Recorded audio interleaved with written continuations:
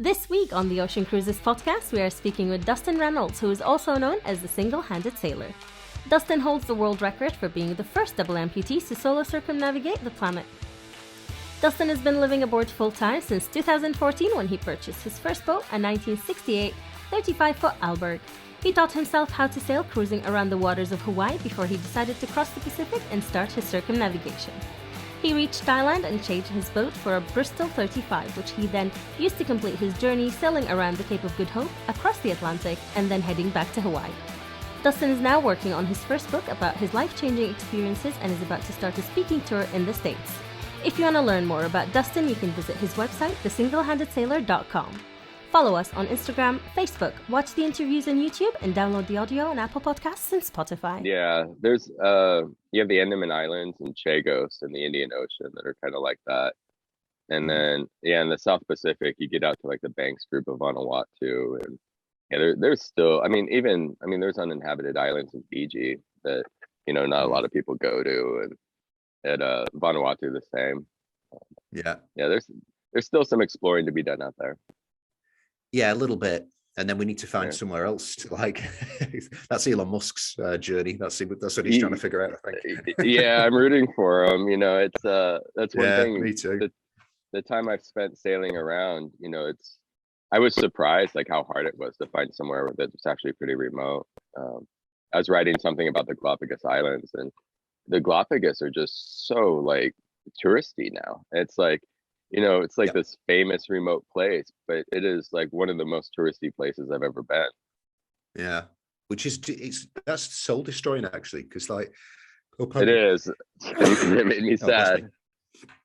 Well, it's like I remember like when I was in high school and even primary school, the geography teachers used to talk about this like incredible place called Galapagos, where like the turtles are still huge and they've got fish that are nowhere else, and they're unspoiled.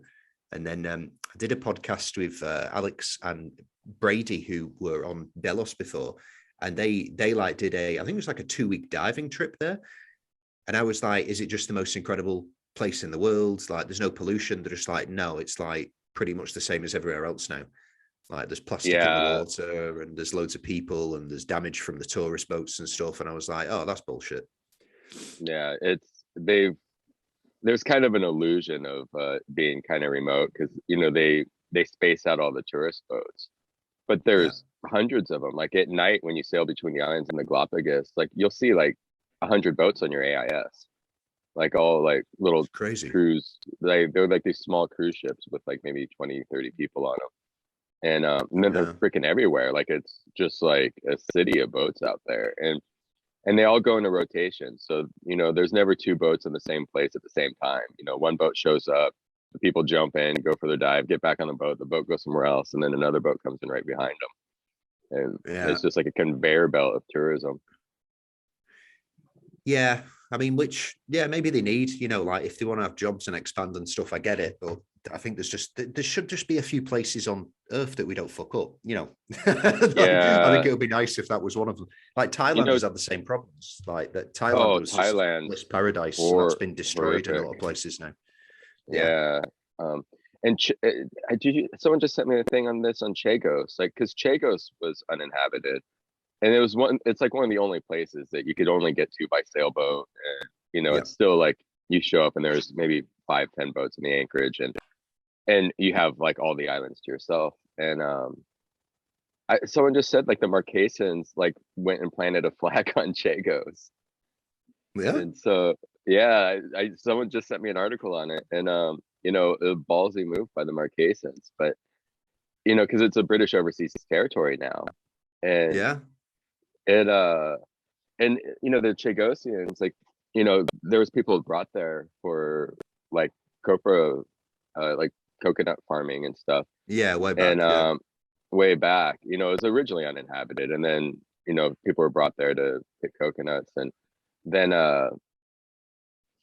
when they the US sold it to the British, they were like, okay, we don't want any people out there, and so we annexed all the people and the animals. And there's one donkey still alive from the culling, because they killed all the farm animals. Right. They go back, and I actually saw the donkey when I was there. He's still alive. The OG donkey. Yeah, I mean, at least he was alive, a few years ago. And but the Chagosians were wanting to go back, and there's this big like international trial thing about it. But in my opinion, it's one of the last places in the world that doesn't have pressure from humans, and there's so few places like that. And I don't think, I mean, not to be insensitive to the Chagosians, but there's just nothing like it. And so if they go move in there, it's like going to be one less of the 5 places left in the world that are like that. And yeah, that's a tough call, actually, isn't it? It is. I mean, some party is going to make a decision on that, and that's going to be a tough decision. I'm glad I don't have to make that decision.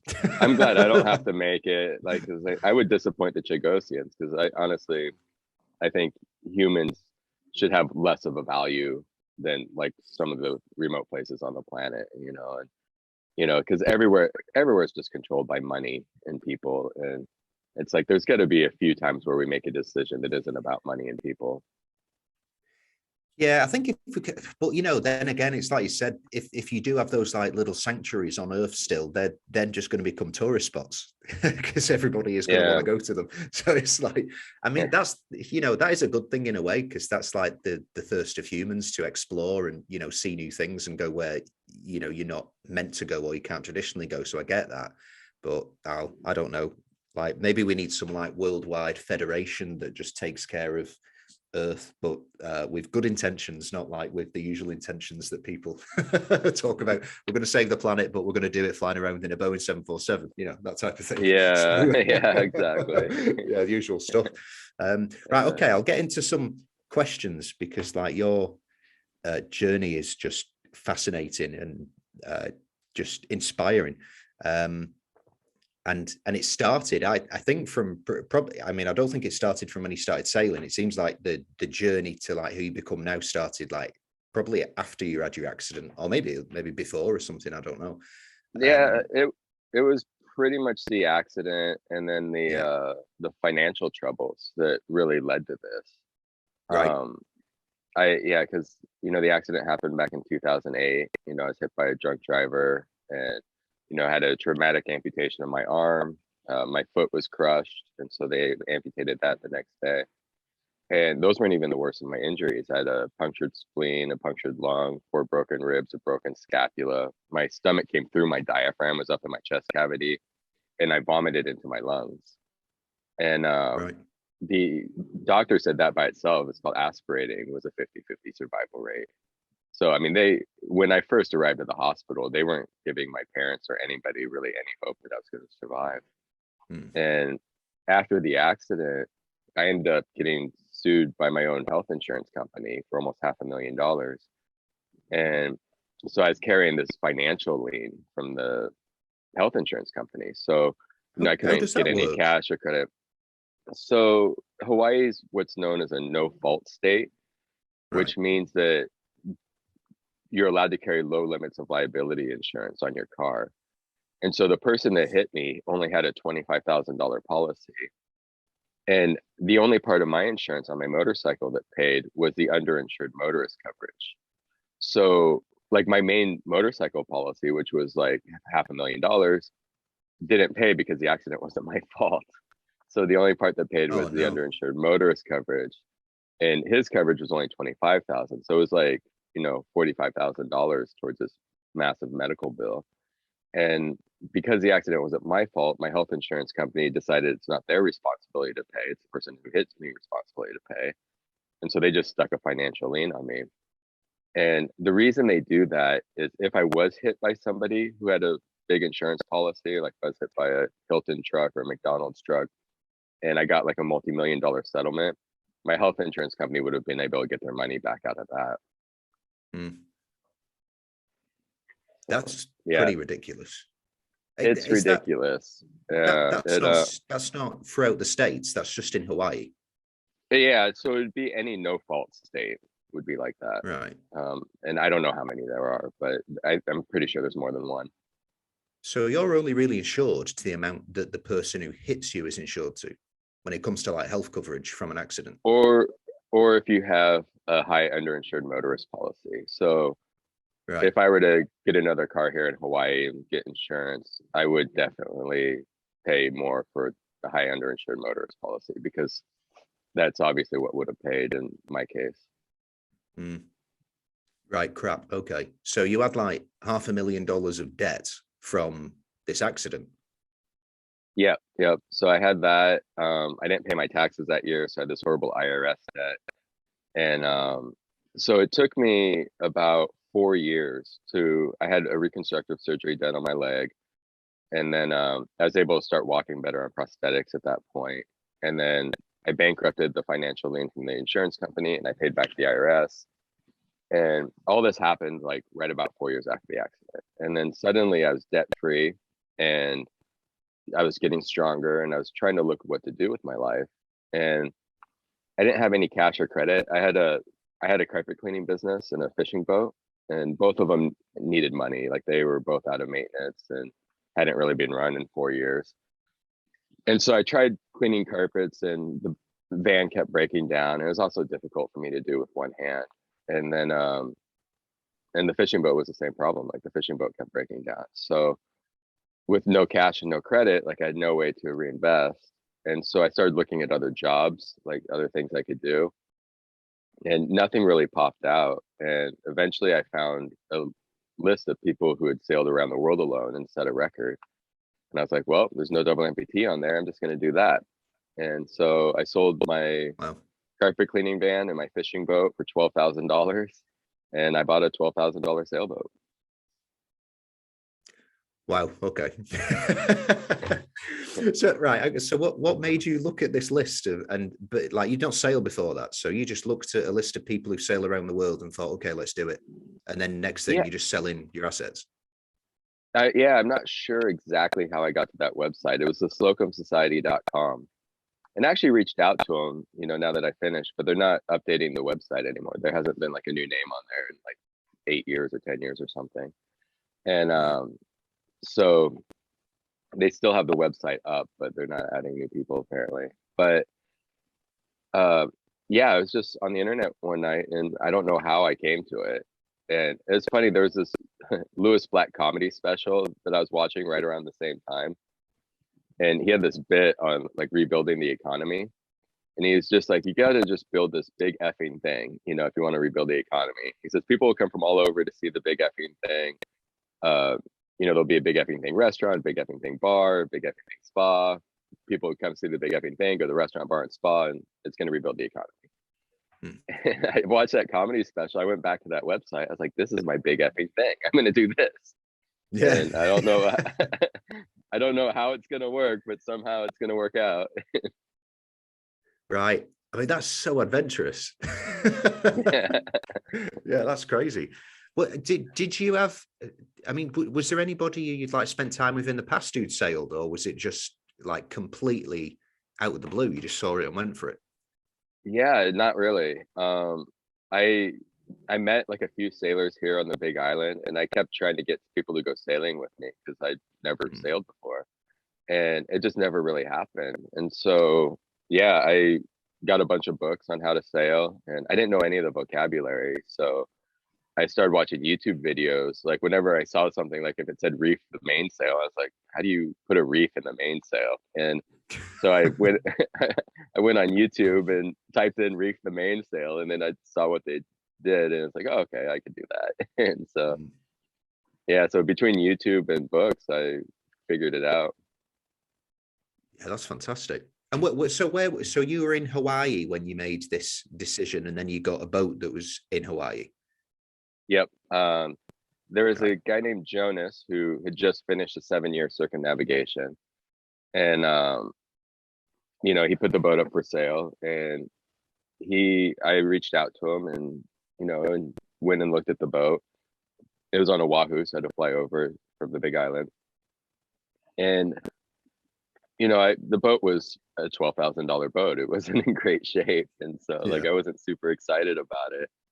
And I came back to the Big Island, and I was telling a friend about it. And my friend Jeremy said, hey, until until you have a boat, it's just a dream.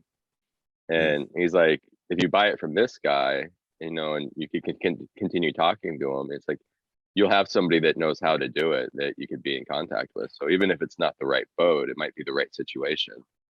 And Yeah, that's he a was good point. right, yeah. And so I bought the boat from Jonas, and he always responded to messages and emails. And so anytime I had questions about the boat, or even like, he led me to like Noon site and gave me a bunch of charts and showed me how to use OpenCPN on the laptop. And so Oh, he nice. helped in a lot of ways. Like he was planning on teaching me to sail as well, but our schedules just never lined up. But he was just such a great asset, and it gave me a lot of confidence, that it could be done. And the boat had already circumnavigated as well at that point, so you knew that the vessel you were buying was actually ready to go. Yeah, so the vessel was capable. It wasn't in the greatest shape. I put a lot of, for the first year I had the boat, it was just I didn't really sail at all. I only sailed for 1 month around Hawaii to kind of learn to sail, but most of it was just fixing up things on the boat. I got new sails, and I should have changed the rigging, but didn't. But yeah, I did as much as I could with the money I had, and then set off. What boat is it? What model is it? It was a 1968 Alberg was my first boat, and which I length? sailed 35 feet. 35 feet, right? Okay, yeah. So it's a solid, like, little blue water cruiser in a way. A lot of them have done a few miles. Yeah, it was an incredibly solid boat. The thing, yeah. Jonas even showed me a picture where he got hit by a tugboat. It barely did any damage. Damaged the tugboat. Yeah. Yeah. And so the thing was really solid. Like I would be fine, rafting up the steel boats and having them bang into each other. But so I sailed that one from Hawaii to Thailand. But by the time I got to Thailand, it was just completely falling apart. And then I ended up doing a crowdfunding to get the boat I'm on now, which is a Bristol 35. Yeah, which is a pretty famous sailboat. Yeah, cool. Yeah, the Bristol's fantastic. I love it. Yeah. So the boat you're in now, what did you need to do that to get that ocean ready, or ready to circumnavigate? Because you've been around the world on it now. Yeah, almost nothing. It was pretty much ready to go. I moved my windlass over and my water maker over from the Alberg, and I put some solar panels on it and new batteries. That was about the extent of how I modified this boat. When I got to South Africa, I put a self-tailing winch on the mast and the boom, which made reefing a lot easier, because I used to have to use my teeth to reef the sails. And so, I'd wrap the line around the winch and put it in my teeth and, start grinding. But, if it's blowing, if it's like a 35 knot squall and the boom's bouncing up and down, it's shaking my head up and down as I'm trying to teeth tail the winch. Yeah, I've not tried it. So yeah, I can't say I know what reefing with my teeth is, but I imagine it's pretty hard. Yeah. Right, so when it's rough, it's a pain. And when I got to South Africa, the Ocean Cruising Club awarded me the Seamanship Award for crossing the Indian solo. And we had an awards presentation at the Royal Cape Yacht Club. And the Royal Cape Yacht Club actually bought me a self-tailing winch for the boom. And then I found a sunken one that was on a boat that sunk. And so I cleaned up the one that was on the sunken boat and put it on the mast, and then had one on the boom. And yeah, it made reefing a lot easier from that point forward. It's probably better for your dental insurance as well, I'd imagine. Can't imagine. Yeah. You always have to put, something you've done wrong, or do you have any pre-existing conditions? Yeah, I sail with my teeth. That'd be. Yep. I think less chafage on the lines too. Yeah, probably. Yeah. So you got a self-tailing winch, and then you salvaged another one off a sunken sailboat. Yep. Yeah. That's how the pirates did it, mate. That's the way to go. Yeah, it was full of sand. I rinsed off all the bearings and diesel 3 or 4 times, and there's still a little bit of sand in it. I couldn't get it all out, but it works fine. So when you got to Asia from Hawaii, what made you realize that you needed to change boats, or could you not sail the Alberg anymore? Was it completely trashed?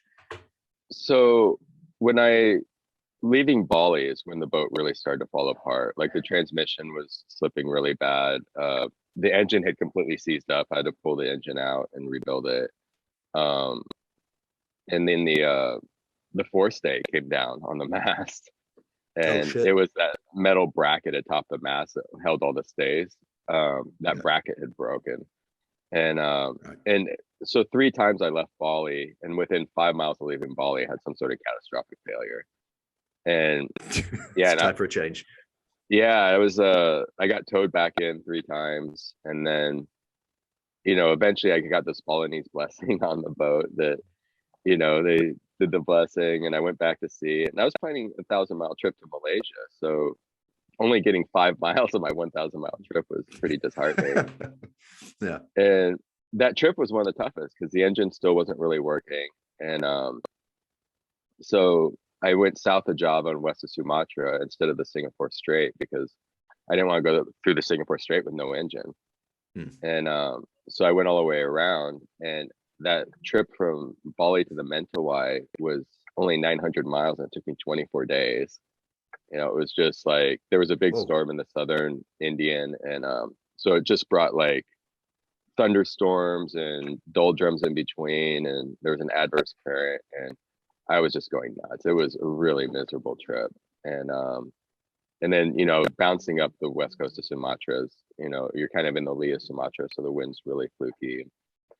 So it was tough all the way to Malaysia, and then by the time I got to Thailand, the boat was taking on water, and everything was in bad shape. There's stress cracks in the mast, and all the rigging needed to be changed. The engine still wasn't working, and the boat was sinking. And so I hauled out the boat, and I had zero money. Like I didn't even have money for the haul out, but I had to prevent it from going to the bottom.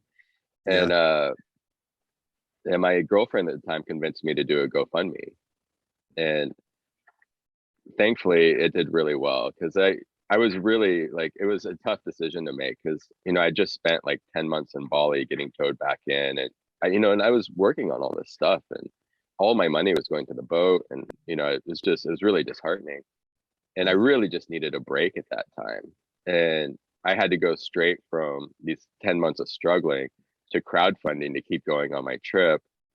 And then there was a risk that I was going to raise enough money for people to expect me to keep going, but not enough money to really do it safely. And to just kind of be in that same situation of struggling and struggling and struggling. And thankfully, I raised almost $20,000, and I was able to buy the boat that I'm on now. And nice.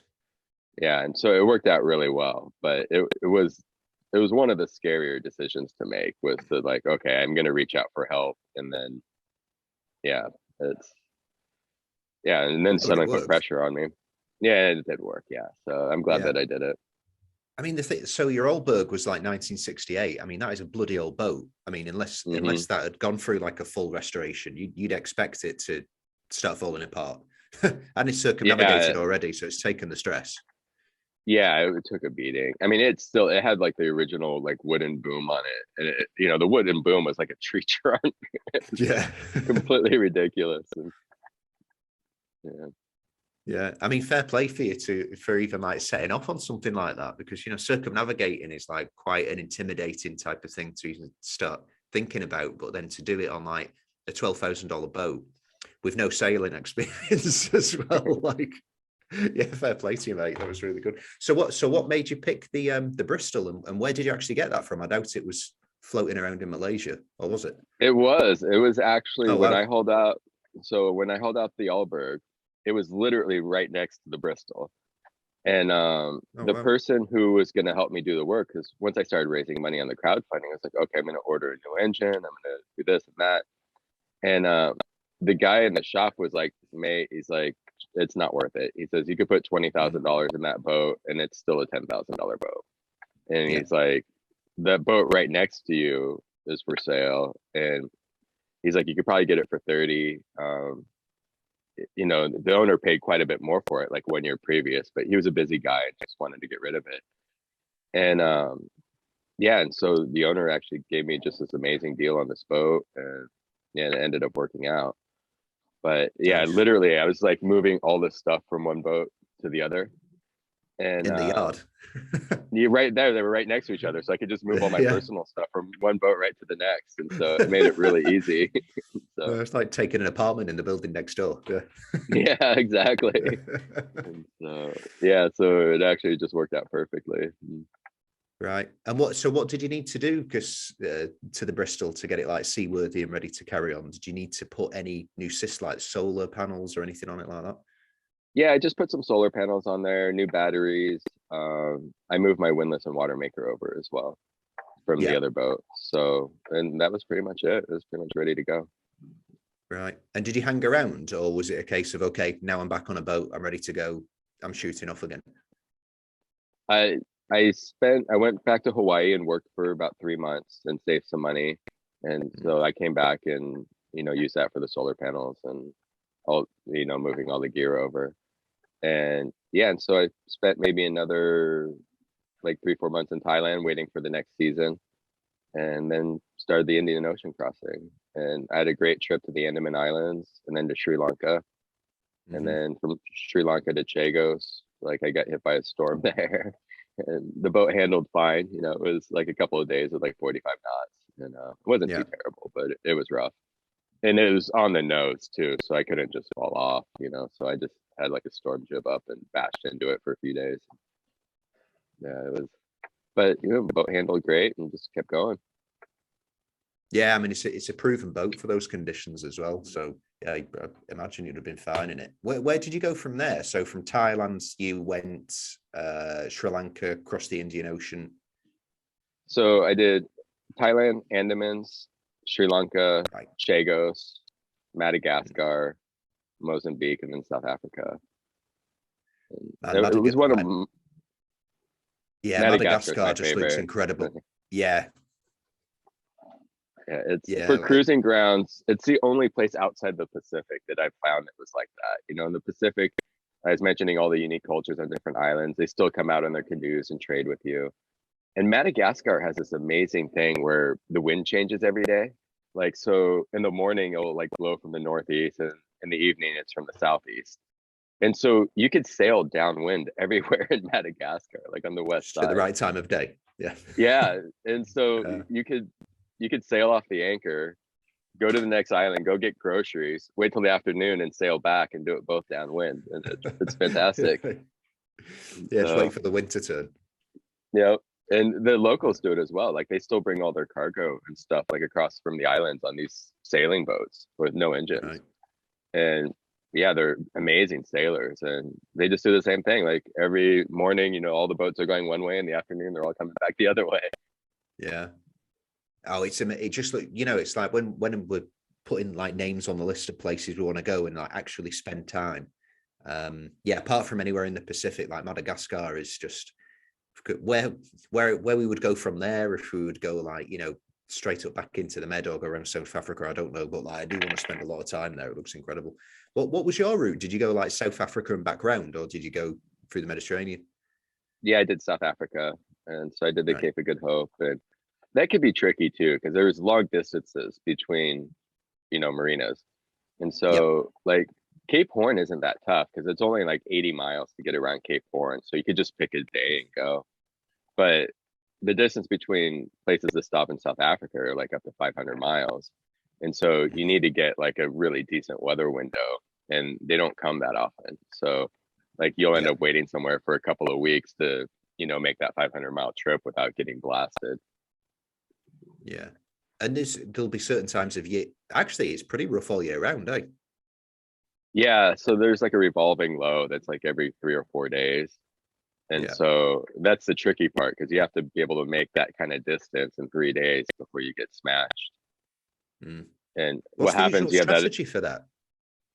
You just wait, because they have that Agulhas current too, which is like it was up to like 6 knots when I did it. I did a couple like 250-mile days, like going around South Africa because getting in that 6-knot current was pretty good. But when the lows come through, like the current's going from north to south, and then the lows will come from the south. So, you have that, 40, 50 knots of wind against the current, and it just turns upside down. Yeah, that's where it gets pretty mental. Okay. Yeah. And from there, did you go over to like Brazil, into the Caribbean, that type of thing? I did. Yeah. From there, I went to St. Helena, Ascension, and then to the Caribbean. And I skipped Brazil only because, like, right where the eastern tip of Brazil is, like everything north of that isn't that interesting, like cruising wise, that I've seen, unless you want to go up like the river. But the south side, is where I would really want to go. But then the wind hits that point and then splits. And so if you go south of it, you have to fight against the wind and current to go north. Yeah. And so I ended up just going straight to the Caribbean because of that. Oh, nice. So, okay, as you were like making this journey from like Hawaii to back over to the Caribbean, obviously when you started it, it was a case of, right, I want to sail around the world because I've seen this list and I want to get my name on this list, and that's my goal. That's what I want to do. When did that turn into like a see the world type of goal rather than just sailing around the world? Because you took your time doing it, you didn't rush. It was almost immediately. I was originally planning 5 years and ended up taking 7.5. And honestly, like I didn't really care that much about my name being on the list. It was more or less, I kind of wanted to challenge myself and learn something new. Yeah. And it does look like it's possible that Guinness might recognize it. Like I didn't think they were going to at first, because usually you gotta pay a bunch of money to have them officiate and stuff. But I've actually gotten enough media attention that I think they might actually do it. And I was going to ask about this. It's one of my questions on the list. Yeah. And so I think it's a possibility. Like I just got an encouraging email this morning. I was like, oh, hopefully it actually happens. Yeah. Oh, and wow. So I might actually show up on a few lists. And then the Ocean Cruising Club has been very supportive too. So they started following me like when I did the Indian Ocean crossing. And I'm getting the Barton Cup from them this year. So I'm actually flying out to Annapolis in April and going to go to the award ceremony there. And yeah, so that's amazing. It was really neat. Yeah, these were things that I wasn't really expecting. And honestly, if I didn't have the financial troubles, I don't think anybody would have ever heard of me, because I really wanted to just go around the world on my own and not tell anyone, show up in anchorages and have no one know that I'm showing up. And I like that flying under the radar, but because of the crowdfunding, I started reaching out to media and talking to them and stuff where I never did before. Yeah, but the good part about that is you may have inspired like a bunch of other people to do it, and that may have changed their lives, and that's incredible. I hope so. There's so many people that dream of doing something like this, and they even work on it for years and years and years, and then the boat never really leaves the dock. And that happens a lot more often than the people actually going. Oh yeah. And so, or they'll just stay in the Caribbean, or they won't actually make the crossing. And I try to tell people, the crossings are the easy part. It's the only hard part about crossing is when things break at sea. Trying to fix things out there with whatever you have on hand can be challenging. But being near shore is far more difficult than being out in the middle of the ocean. I mean, you get the land effects from the mountains, you get shipping traffic and fishing boats and nets and, more things floating in the water, trees. But then once you're out at sea, you almost have none of that. So you could just relax and watch movies and read books and just enjoy it. And so it's what most people are the most afraid of is actually like really the easiest part of it. Yeah, I'd say so. I mean, it's like for me, the most, well, not the most annoying, but the most difficult part of moving a boat around is when you're coming in and out of busy marinas. Like when you're out in the middle of the ocean and there's nothing around you, and you know that you've just got wind behind you for like a week. It's pretty dull, really. I mean, it's nice, like it's relaxing if you got enough books, but it can be definitely the least challenging part of sailing. But it is what, you're right. It's what most people are scared of because they can't see anything. Yeah, it's fun. When I first got to Palmyra, because that was my first stop, I remember coming in, and Palmyra, the highest point on Palmyra is only 2 meters above sea level, so it's you have to be pretty close to see it. So when I was like 10 miles out or like 20 miles out, like I'm still not seeing it. I don't think I even saw it until I was like under 10 miles. And I was like, oh gosh, I hope the GPS is working. Like, Yeah. I had this moment of panic. I was like, oh crap, I don't know if I don't know if all this is working or not. And thankfully, like shortly after that, I started hearing there's a research station in a nature conservancy place, and I heard them talking on the VHF. So I heard VHF traffic. I was like, okay, good, it's there. Thank God. Just can't see it The still. GPS Yeah. works. Yeah. Yeah, it's funny because like when you're out there, you always have a moment, or like if you've been out there for a few days, there's always like, could the world have just gone to shit, blown up? The satellites all dropped out of the sky, and I'm just floating around nowhere. It could happen. Yeah, that's true. Because I didn't have any communication on the boat other than VHF until I got to Fiji, and I got a Garmin InReach there.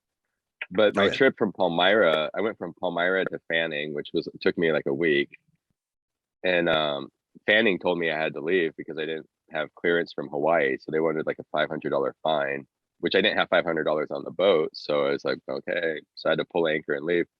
And then it took me another 2 weeks to get to American Samoa, and I got hit by a storm just outside of American Samoa. But I remember like on that trip, at that point I'd been like 20 days without any connection with the outside world. And I was like, there could be a nuclear war going on right now, and I would have no clue. Unless one of the bombs hit close enough where I'd see it, like US and Russia could be fighting each other and I wouldn't know.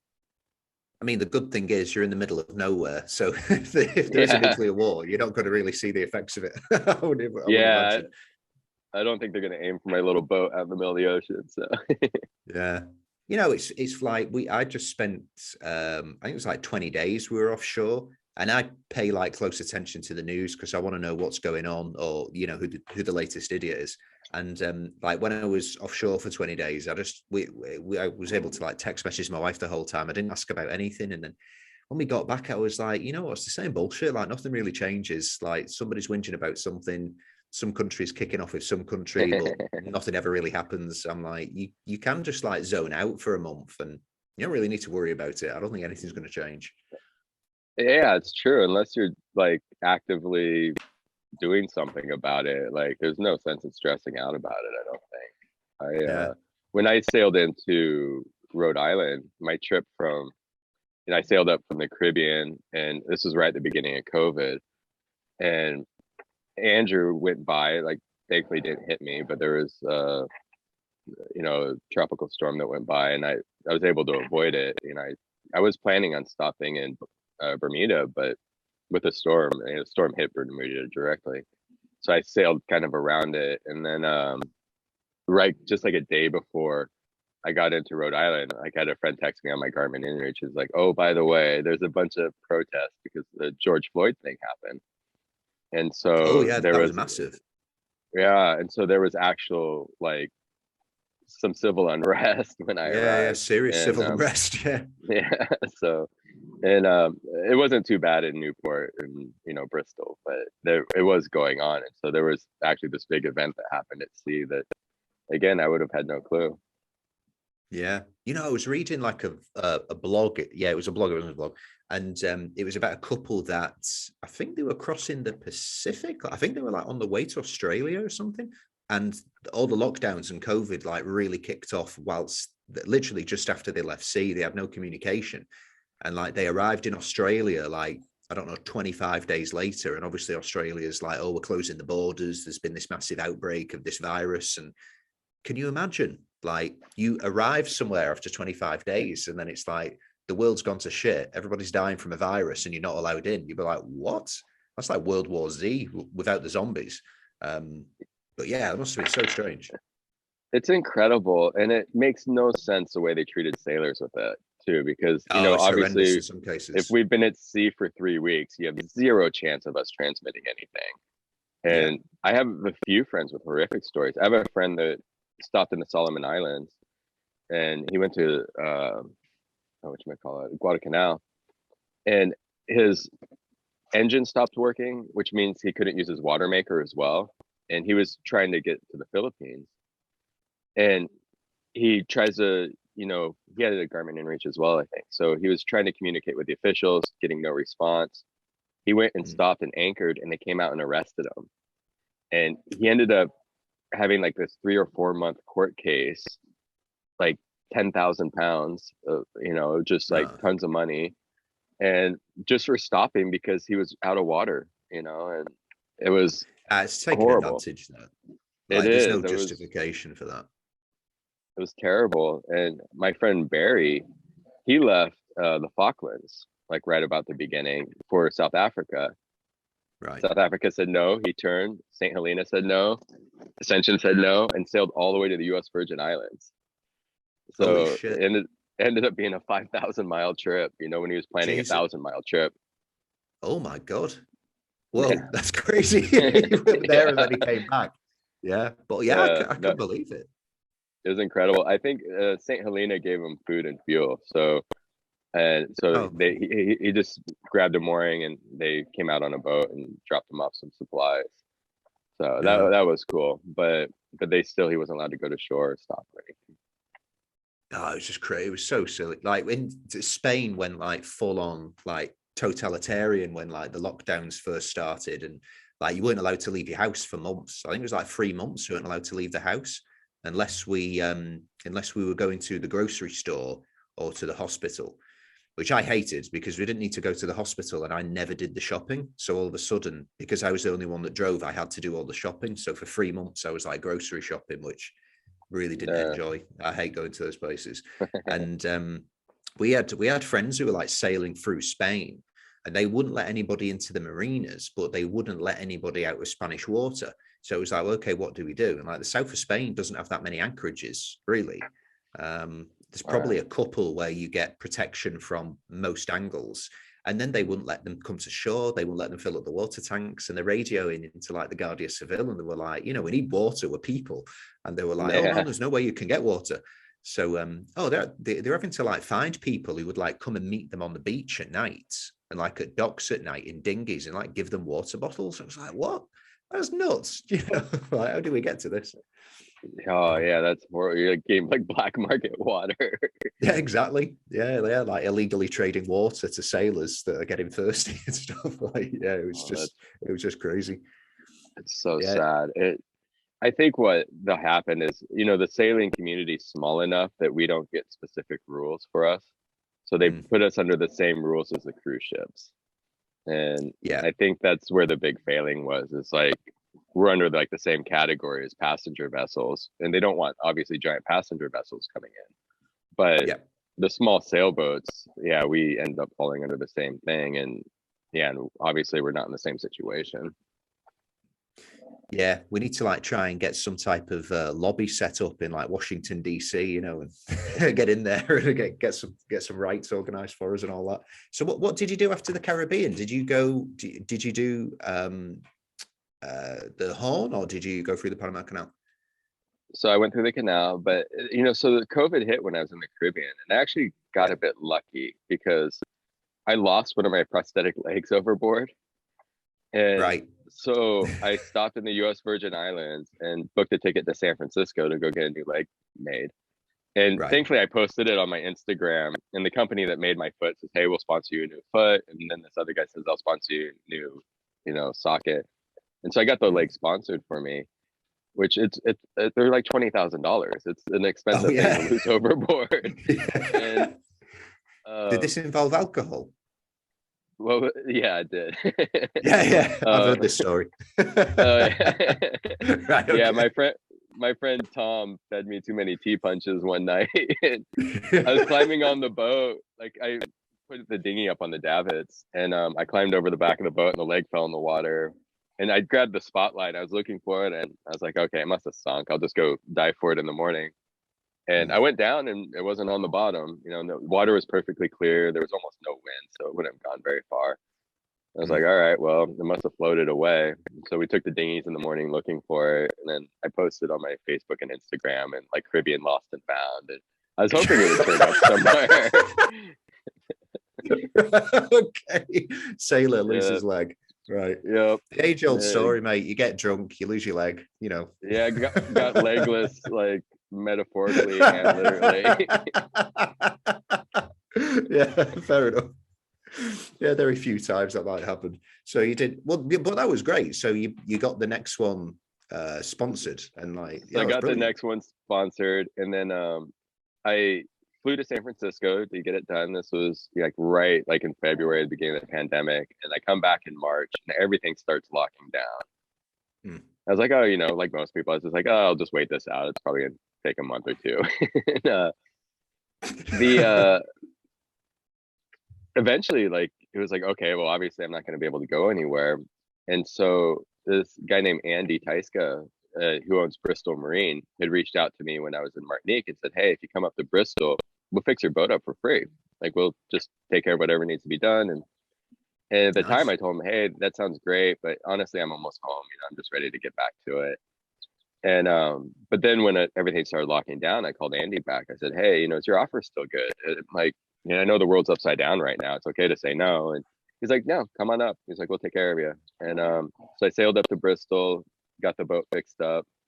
And then as I was coming back down, the Caribbean started to open. So I was able to stop in the Bahamas. I stopped in San Andreas and then Panama. And had I not lost my leg, I would have continued on to Panama and got locked down there for a year. For a year? So, yeah. And so because the Panama Canal closed the boats under 65 feet for quite a while. And then, everything in the Pacific was closed. So I wouldn't have been able to go anywhere. So I actually owe like my freedom of travel to losing my leg over ski punches. Moral of the story is get drunk. I think it paid for itself in this case. It worked out well for me, So. So they like fixed the boat up. They did some like maintenance and some repairs and stuff on it. What did they do? Yeah, so I got all new rigging, and that I paid for the wires, but they took care of all the labor. And then I got new electronics, which I got half price on. And then they refinished the floor, did a lot of bright work, did some engine work. They really went through the whole boat and took care of a lot. And so they cool. Painted the bottom, and yeah. That's really cool. So what type of electronic system have you got in there for like navigation, stuff like that?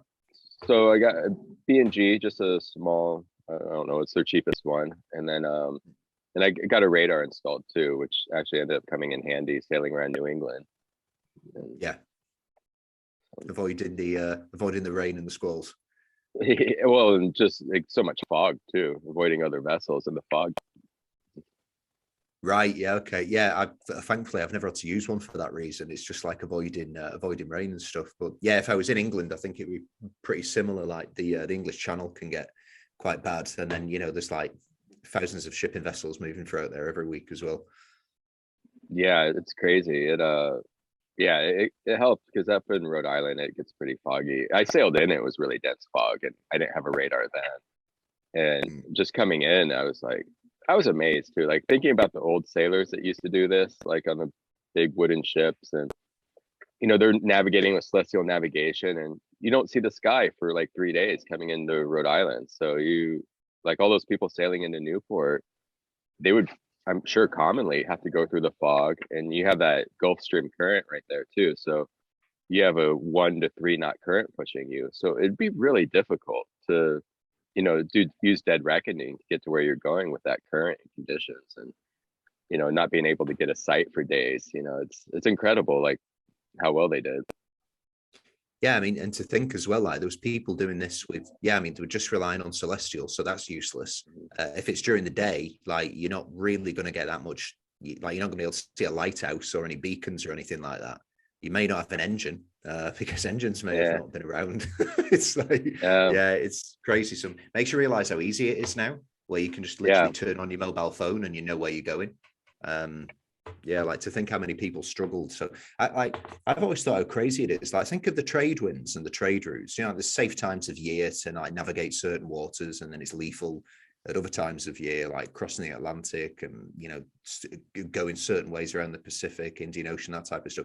Think of how many people just died because like kings were just like, okay, we need to try and find a new way to like send, I don't know, wheat to India, whatever. So June, go for it. Let's see if they arrive. And like they wouldn't have known for a long time after if they actually got there or not, because they would have to send another boat back with the information. Yeah, they actually arrived. And I was like, I think many people have died just like figuring out that you can cross the Atlantic from like November to like February, March. I like all the people that went in June. It's crazy.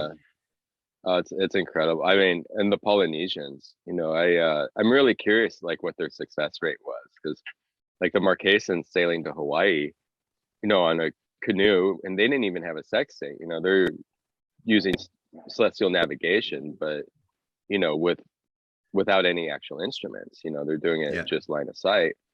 Yeah. And there's these crazy currents around the equator as well. And so, like, even just using your stars as a like navigational aid and for direction, it's like it would be nearly impossible. And Hawaii is at least huge. You could see Hawaii from 100 miles out. You'll see the clouds, and the mountains are 4,000 meters. So like Yeah. you don't have to get that close to see it. But for a 2,000-mile trip to come within 100 miles simply by looking at the stars is unbelievable. Yeah. I mean, there would be a large margin for error there, at least. like there would have to be. Yeah. I mean, just. Oh, sorry. The currents around the equator are nuts too. They like circle and they move a lot. So like the first time you go, you might have an opposing 3-knot current as you're like trying to cross the equator that's pushing you to the east. And then the next time you go, it might be a positive 3-4-knot current pushing you to the northwest. And they didn't have that information back then. So it's just incredible just how many actually made it. Yeah, and to think like they may have had no general idea about like what a low pressure system is or what currents are or anything. Like, it must have been so confusing. Like they just get in the boat and like, it's been 20 days. Like, where the hell are we? Well, we're not where we're meant to be. So what's this island? Like, must have been crazy back in the day. What was it? So going from Hawaii and then like getting back into North America. What was the most challenging? Probably not passage, but what was the most challenging part of that journey for you? As far as sailing's concerned, the Indian Ocean was definitely the most challenging. The squalls were a lot rougher. The weather changed a lot more. I mean, the trade winds in the Pacific and Atlantic, are really consistent. And almost every trip I had in the Pacific and Atlantic was fairly easy. But all the Indian Ocean trips were tough. And the Cape of Good Hope was tough, just getting the right weather windows. And even then, I think I still saw 45 knots off, the Southern Cape. And, but thankfully it was going with me, and so it was like, it wasn't too bad. But the financial part was tough.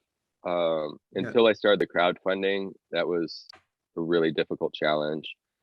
And just getting parts and maintenance in different ports around the world, dealing with different customs and, a lot of cases corruption. And those were probably the trickiest parts. Overall the sailing wasn't the hard part. It was just getting everything else done.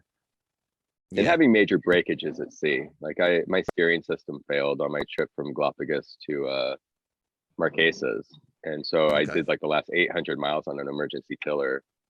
And I couldn't hook it up to the wind vane because the tiller was so short. Like as soon as the wind vane flopped over, it would jibe the boat. So I had to do it slocum style and like just tie it. I had like a little bit of a bungee and then tied it off. And and I could get the boat to kind of swim. It didn't sail in a straight line, but I could keep it from jibing. Right. So that way I could get some rest or make some food or whatever. Right. Yeah, that's pretty crazy. There was I did a podcast. I sent you the link for James. He's like a solo sailor. He's in Hawaii now as well, actually. And I think he had his his self-steering system fail, and then his rudder broke off like 1,000 miles just off Hawaii. And he set up a steering system. I think it was with like 2 drogues and a whisker pole. It's crazy. He's got a website and he's put like a link to it. I mean, I had no idea, but I was reading through like a sea survival OIA book like a few months ago, and there's a full section in there of like how to steer a boat with like drogues and a whisker pole. I had no idea, but he got like 1,000 miles with it, which was amazing. I have some friends that I actually dropped a drogue off to them at sea because they lost their steering. They lost their rudder, and they hit a whale. And the rudder came off, and we'd both left. We were about 2 days out of Ascension. We left at the same time, but I was going to uh, Grenada, and they were going to Brazil.